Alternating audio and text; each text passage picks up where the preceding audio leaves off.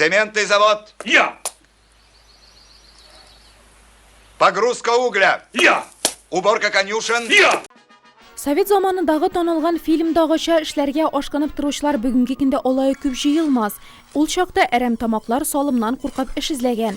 Ләкин мәсьәлә актуальләшергә тора. Интернет челтәреннән алынган мәгълүматларга караганда, бүгенге көндә илдәге халыкның 5тән 1 өлеше эшсез санала. Димәк, медицина иминиятләштерү взносларын да пенсия түләүләрендә башкармый. Нурлатларның бу турыда үз фикере. Эш юк бит. Эш булмагач, яхшы тигән эшләмәү. Эш каян табызга? Салым кертүгә каршы. Конечно, инде налог ничегендә кеше эш тапмаса, каян тапсын ул? Шулай бит. Шуң өчен налог түләргә дә.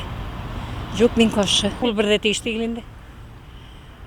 Минем кызым да эшләми, менә 10 ел эш булмагач, эшләгәндә кибеттан да 2000 түләргә ул нәрсә.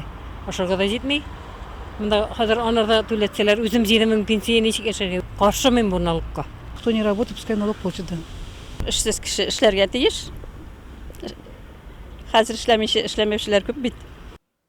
Шундый закон проекты чыгарылган очракта да ул авыру кешеләргә, яшь әниләргә, башка ташламалы категория кешеләргә кагылмаячак. Сүз хезмәткә яраклы, әмма эшсез йөрүчеләр турында. Моны эш эзләргә теләмәүчеләр дип аңларга була. Нурлатта исә бүгенге көндә 200 эшсез кеше рәсми исәптә тора.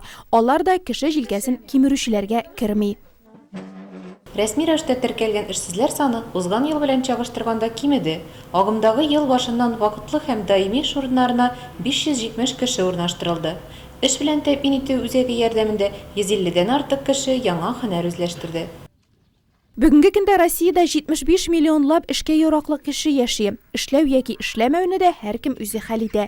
Әлегәчә мәшгульлекне хөкүмәт көйли башласа, әрәмтамакларга да җиң сызганырга туры киләчәк.